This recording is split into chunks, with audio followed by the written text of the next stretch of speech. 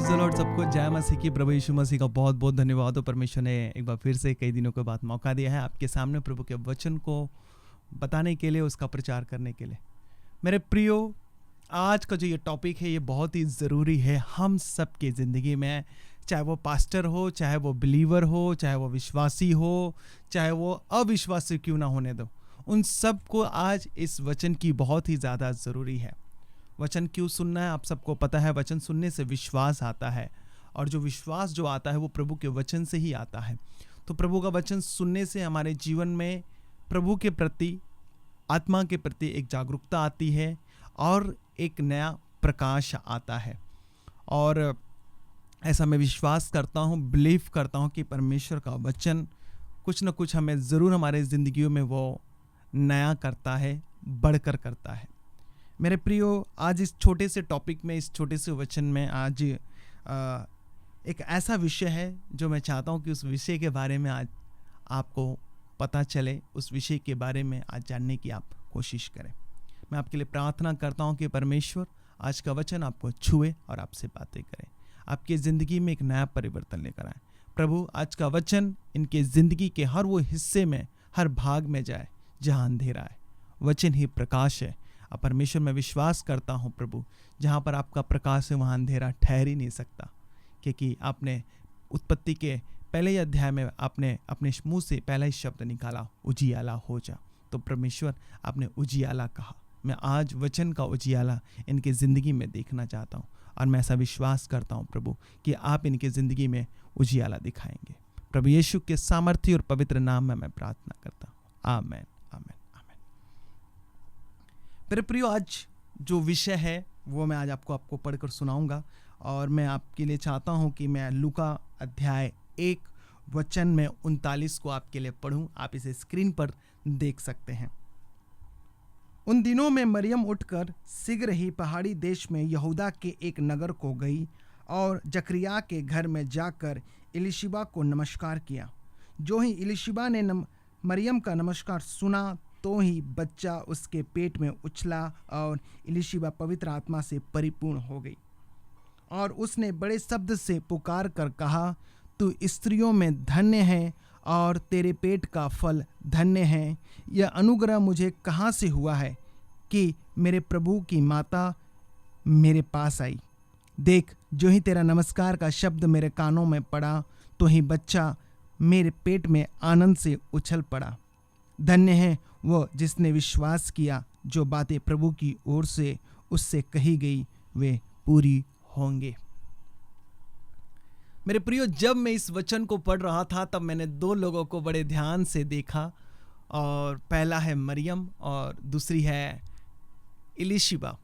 मरियम यूसुफ की मंगेतर और इलिशिबा एक जकरिया की पत्नी, जो धर्मी थी और जो प्रभु के वचनों पर चलती थी। बाइबल ऐसा ही कहता है कि ये जो पति पत्नी थे, इलिशिबा और जकरिया, ये प्रभु के साथ साथ चलते थे, और मरियम प्रभु के साथ साथ चलती थी, और यूसुफ भी प्रभु के साथ साथ चलता था।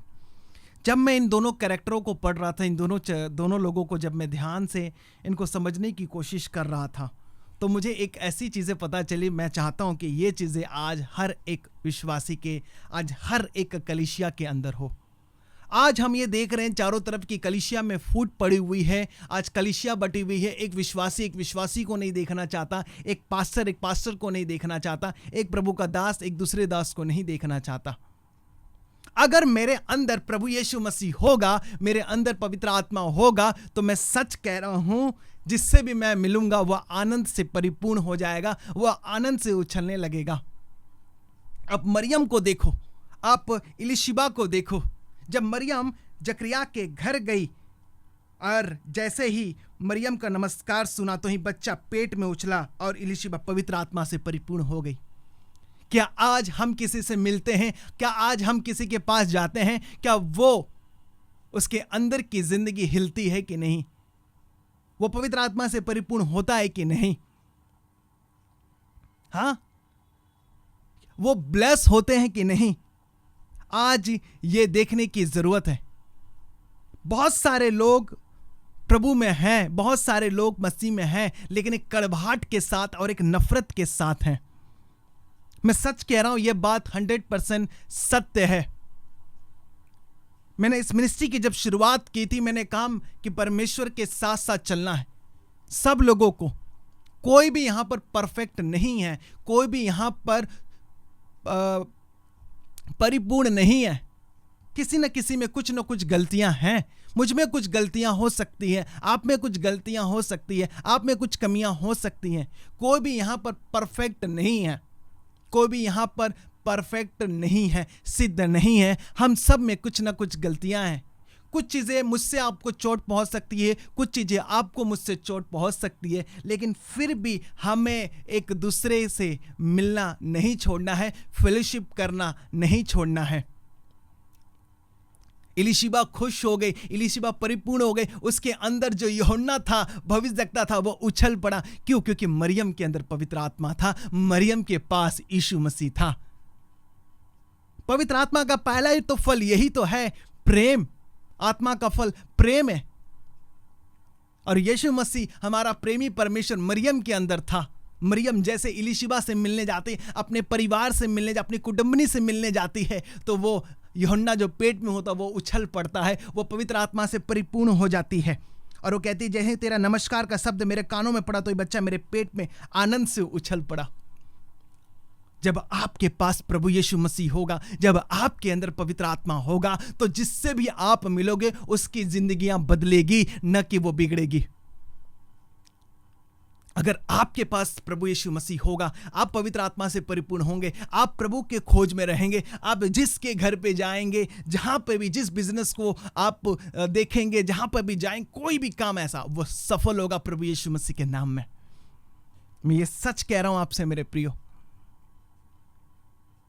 दोनों को प्रॉमिस मिला था, जकरिया को भी प्रॉमिस मिला था और मरियम को भी प्रॉमिस मिला था। परमेश्वर ने उससे कहा था, एक ऐसी, वो कुंवारी थी, वो छोटी थी, उसको कोई अनुभव नहीं था। किसे? मरियम को। वो एक यंग लड़की थी और एक देखो एक बूढ़ी स्त्री थी। बाइबल बताती वो दोनों बूढ़े हो चुके थे। अगर आप लूका अध्याय 1 को पढ़ेंगे, हाँ, वे दोनों परमेश्वर के सामने धर्मी थे, प्रभु की सारी आज्ञा और विधियों पर निर्दोष चलने वाले थे। उनके कोई भी संतान न थी। एलिशिबा बाँच थी, वो दोनों बूढ़े थे, ऐसा बाइबल बताती है। एक जवान लड़की और एक बूढ़ी स्त्री जब एक दूसरे से मिलते हैं तो उनके बीच में आनंद का आदान प्रदान होता है, आत्मा का आदान प्रदान होता है, एक नई जिंदगी का आदान प्रदान होता है। एक बूढ़ी औरत और एक जवान। जब आपके अंदर पवित्र आत्मा होगा, जब आपके अंदर यीशु मसीह होगा, तो लोगों की जिंदगियां परिवर्तित होगी। मैं ये सच कह रहा हूं, आज आपको इन बात को एग्री करना पड़ेगा। एलीशिबा पवित्र आत्मा से परिपूर्ण होकर उसने बड़े शब्द से पुकार कर कहा, तू स्त्रियों में धन्य है, तेरा पेट का फल धन्य है। हाँ, अनुग्रह मुझे कहां से हुआ? मेरे प्रभु की माता मेरे पास आई है, यीशु की मां। मेरे प्रियो, आज इसी चीज को समझने की जरूरत है। जिस कलीसिया में झगड़े हो रहे हैं, जिस परिवार में, जिस माई मसीह भाई बहन में झगड़े हो रहे हैं, आज वहां पर प्रभु यीशु मसीह की कमी है। शैतान तो यही चाहता है कि कलीसिया में झगड़े हो, शैतान तो यही चाहता है कि मसीह भाइयों में झगड़े हो, कलीसिया टूटे, कलीसिया में फूट पड़े। इस अनुभव से मैं गुजर चुका हूं। यह अनुभव मुझे पता है कि शैतान कैसे कलीसिया को तोड़ता है। वो एक दूसरे से मिलने नहीं देता, एक दूसरे के प्रति कड़वाहट डालता है, नफरत डालता है। तुझे इसने ये कहा, मुझे इसने ये कहा। कभी भी किसी भी एक व्यक्ति का सुनकर कभी भी किसी का न्याय मत करना और किसी से झगड़े करने मत जाना, नहीं तो आपको बहुत बड़ा एक लड़ाई का सामना करना पड़ेगा। याद रखिएगा, हम कहते हैं कि हम सिक्के के दो पहलू हैं, नहीं, सिक्के का तीसरा पहलू भी है, वो कभी कभी खड़ा भी रह जाता है। मेरे प्रियो, आप कभी भी अगर किसी भी व्यक्ति ने कहा, आपको ये कहा, उसने ये कहा, तो आपको दोनों पक्षों को बुलाकर सुनना है। ये नहीं कि एक पक्ष का सुना और इसको मारने चले गए, नहीं, ये कभी ऐसा मत करना। आपको दोनों पक्ष का सुनना है और दोनों को प्रभु के सामने कहना कि प्रभु, मुझे नहीं मालूम कि कौन सच और कौन झूठ कह रहा है, आप ही इसका न्याय करो। आज कलीसिया ऐसी तो टूटी पड़ी हुई है, मैं सारी कलीसियाओं की बात कर रहा हूं, कोई ना कोई कलीसिया में कुछ ना कुछ जरूर प्रॉब्लम है। कलीसिया को मैंने कहा था कि वो एक गैरेज है जहां पर टूटी फूटी गाड़ियों की रिपेयरिंग होती है। आपकी गाड़ी को ठीक करते करते, आपकी जिंदगी को ठीक करते करते पास्टर गंदे हो जाते हैं, पास्टर के कपड़े गंदे हो जाते हैं, आपका मैल उनके शर्ट पर लग जाता है, उनके ऊपर लांछनें लगती है, उनके ऊपर झूठे सारी चीजें लगती है। जो आपके साथ हो रहा था, दुष्ट आत्मा सेम, शैतान ने सेम पास्टर के साथ वो सारी घटनाओं को घटना शुरू कर दिया। हर कलीसिया में यह प्रॉब्लम है। आज आपको हमें अपनी जिंदगी को सुधारने की जरूरत है। मरियम और एलिशिमा में लड़ाई नहीं हुई, आनंद का आदान प्रदान हुआ, आनंद से वो परिपूर्ण हो गई और उसकी जिंदगी में खुशी का ट्रांसफर हो गया। जब आपके अंदर यीशु मसीह होगा तो आपके अंदर से खुशियों की, प्रेम की नदियां बह निकलेगी। आप एक शहद की तरह मीठे हो जाएंगे। अगर आप पहला कुरिन्थियों अध्याय 1 को पढ़ेंगे तो वहां पर एक बहुत, प्रभु के दास ने एक बहुत बड़ी बात कही है। पहला कुरिन्थियों अध्याय 1 का 10, यहां पर क्या लिखा हुआ है? हे भाइयों, मैं तुमसे हमारे प्रभु यीशु मसीह के नाम से विनती करता हूं कि तुम सब एक ही बात कहो और तुम में फूट न हो, परंतु एक ही मन और एक ही मत होकर मिले रहो। क्योंकि हे मेरे भाइयों, खोलियो के घराने के लोगों ने मुझे तुम्हारे विषय में बताया कि तुम में झगड़े हो रहे हैं। तुम में झगड़े हो रहे हैं। आगे क्या कहता है वचन? मैंने कहने का अर्थ यह है कि तुम में से कोई तो अपने आप को पौलुस का, कोई अपोलुस का, कोई कैफा का, कोई तो मसीह का कहता है। क्या मसीह बढ़ गया है? क्या पौलुस तुम्हारे लिए क्रूस पर चढ़ा गया है? अब पूरे किताब को पढ़ लो, कोई ना कोई किताब को क्यों लिखा गया? कुरिन्थियों की कलीसिया को क्यों लिखा गया? इफिसियों की कलीसिया को क्यों लिखा गया? सुमुन्ना की कलीसिया को क्यों लिखा गया? यूहन्ना ने क्यों लिखा? गलातियों ने क्यों लिखा? ये सब प्रॉब्लम को सॉल्व करने के लिए पवित्र आत्मा को पता था कि यहां पर क्या क्या गड़बड़ी हो रही है, इस चर्च में क्या क्या गड़बड़ी हो रही है। हर चर्च की अपनी अलग प्रॉब्लम है, हर चर्च का अपना अलग विजन है, हर चर्च का अपना अलग दर्शन है, हर चर्च का अपना अलग प्लान है। मैं कहूं मेरे प्लान के अनुसार आपका चर्च चले, कभी नहीं चलेगा। मेरा दर्शन के हिसाब से आपकी जिंदगी चले, कभी नहीं चलेगी। हर एक चीज का अलग अलग है। हालेलुया। इन्हीं चीज को आज समझने की जरूरत है। एलिशिबा के पास जो पुत्र था उसका एक विजन, उसका एक रास्ता अलग था। यूहन्ना को सूली पर मरना नहीं था।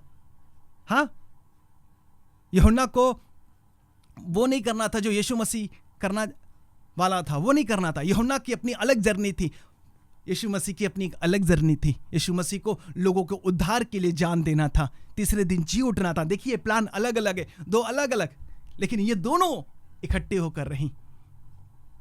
इन चीज को समझना है। यीशु मसीह के ऊपर जो प्लान था वो अलग था, और यूहन्ना बपतिस्मा देने वाले का प्लान अलग था। दोनों बिल्कुल अलग अलग थे। हो सकता है कि परमेश्वर ने आपकी सेवकाई को अलग रखा हो सकता है मेरी सेवकाई को प्रभु ने अलग रखा है। मैं अपनी सेवकाई आपके ऊपर नहीं डाल सकता। हाँ, आप उसके हिस्से हो सकते हो, आप कुछ सीख सकते हो, कुछ उसमें से अपने अनुभव को ले सकते हो, लेकिन फूट नहीं होना चाहिए। मुझे स्टेज क्यों नहीं मिला, ओ मुझे वर्शिप करने को नहीं मिला, ये सब हमारे अंदर पहले था। खुदा ने फिर उन सारी चीजों को हमारे अंदर से निकाला। नहीं, मेरे को पास्टर ने क्यों मना कर दिया? हमारे पास बहुत सारे फोन आते हैं। 17 साल, 18 साल, 19 साल, 20 साल, 21 साल सेवकाई के लिए कूद पड़े। किसी ने कुछ नहीं कहा, खुद ही पास्टर से खुद ही करने लग गए। नहीं, प्रभु ने ऐसे ही मुझे आत्मा में कहा कि लोगों पर ले हैंड प्रार्थना करना चाहिए, लोगों के ऊपर प्रेयर करनी चाहिए। हम उन्हें कहते हैं कि भैया अभी रुक जाओ, प्रभु से कंफर्म मांगो, प्रार्थना करो, उपवास करो, प्रभु से कहो कि प्रभु ये सेवकाई की शुरुआत मैं कैसे करूं, कहां से करूं, क्या तू चाहता है मुझसे किस प्रकार की सेवकाई चाहता है, कहां पर चाहता है और किन लोगों के बीच में चाहता है, मुझे बताओ।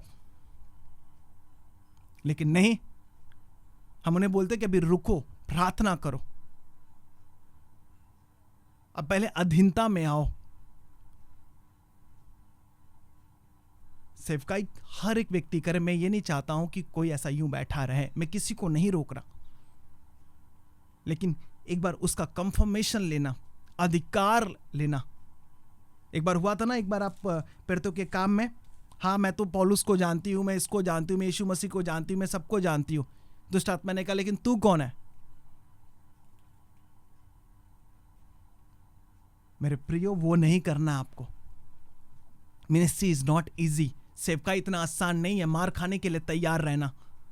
आपके अपने मारेंगे तुम्हें, आपके वो लोग मारेंगे जिन्होंने आपने सोचा भी नहीं था कि ये मेरे विरुद्ध कैसे आ सकता है।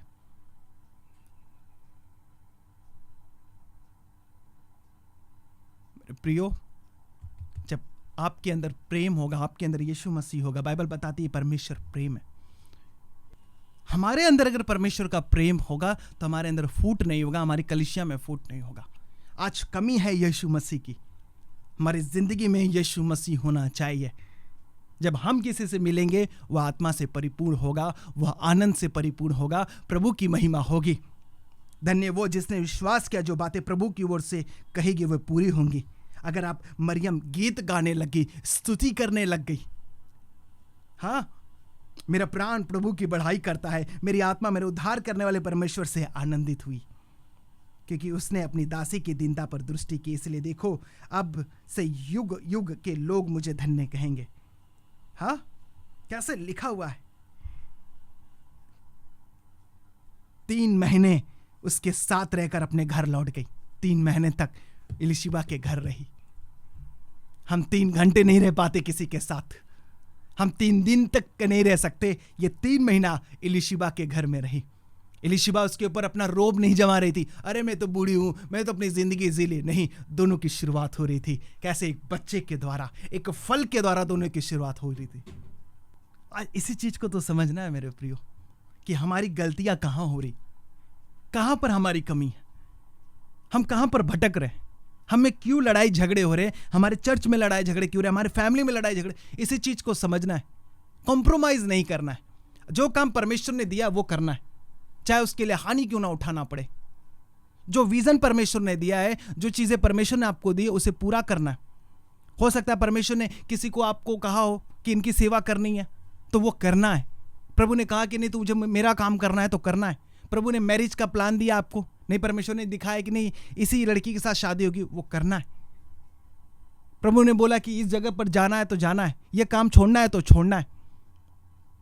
जो परमेश्वर ने कहा है वो करना है। कंप्रोमाइज नहीं करनी है आपको। समझौता किसी के साथ नहीं करनी है, किसी के साथ नहीं। मुंबई में कॉम्प्रोमाइज वर्ड बड़ा बेकार शब्द है। यहां पर बहुत सारे लोग कॉम्प्रोमाइज करते हैं अपनी जिंदगी के साथ, अपने शरीर के साथ। अब हीरोइन बनना है, कॉम्प्रोमाइज कर लिया। हीरो बनना है, कॉम्प्रोमाइज कर लिया। अच्छा, चोरी करनी है, कॉम्प्रोमाइज कर लिया। गलत काम करना है, कॉम्प्रोमाइज कर लिया। अच्छे कामों के लिए कभी कॉम्प्रोमाइज नहीं करते, बुरे कामों के लिए कॉम्प्रोमाइज करते।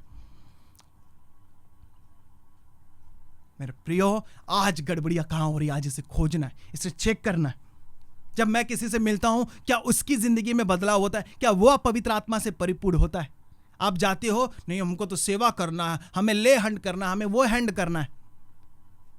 अपनी सारी गलतियां, अपना सारा श्राप, अपने अंदर की जो सारी भी चीजें होती है उसके अंदर ट्रांसफर करके चले आते हो और उसका सारा खुद लेकर चले आते हो। मैंने एक वीडियो में कहा था कि एक लड़का जो था जवान, पैसा कमाया और एक गया, एक कुछ लड़कियां नाच रही थी, उनके ऊपर पैसे लुटाया। उसने क्या किया? उनको तो पैसे मिला, उन्हें तो पैसे का आनंद मिला। तुम्हें क्या मिला? वो नाच क्यों रही थी? वो उनके ऊपर गरीबी था, वह पैसे के लिए नाच रही थी, उनकी परेशानियां थी, उन्हें पैसे की जरूरत थी। तुमने अपना पैसा उन्हें दिया और उन्हीं पैसों से तुमने उसकी जिंदगी की सारी गरीबी, सारी प्रॉब्लम, सारी टेंशन तुमने खरीद ली। तुमने उसका प्रॉब्लम खरीदा पैसे देकर। यह बात मैंने आपसे कही थी। मेरे प्रियो, आज हमें आत्मा से परिपूर्ण होना है, आज हमें आनंद से परिपूर्ण होना है। आज हमारे अंदर यीशु मसीह कितना है, आज इसे देखने की जरूरत है। आज पति पत्नी के बीच में झगड़े क्यों हो रहे हैं? क्योंकि अंदर यीशु मसीह नहीं है। आज एक बहन एक दूसरी बहन से झगड़े क्यों हो रहे हैं? क्योंकि आज उनके अंदर यीशु मसीह नहीं है। आज एक कलीसिया दूसरे कलीसिया से क्यों लड़ रही है? क्योंकि उस कलीसिया में प्रभु का आत्मा नहीं है। हमें आज इसके ऊपर काम करने की जरूरत है। मैं सारी कलीसिया को कहता हूं, सारे बिलीवर, सारे विश्वासी से, सारे दासों से कहता हूं कि देखो अपनी जिंदगी में कि यीशु मसीह कहां है। अगर यीशु मसीह होगा तो आप लोगों से मिलने जाओगे, लोगों से जाओगे, प्रभु के बारे में बताओगे, आनंद एक दूसरे को देकर आओगे, दुख नहीं देकर आओगे, आनंद। यही तो परमेश्वर की अच्छी सेवकाई है, यही परमेश्वर की सच्ची सेवकाई है। बाइबल बताती है परमेश्वर ने जगत से प्यार किया, क्योंकि यीशु मसीह परमेश्वर खुद आत्मा के फलों से भरा हुआ है। वो तो क्रिएटर है आत्मा का।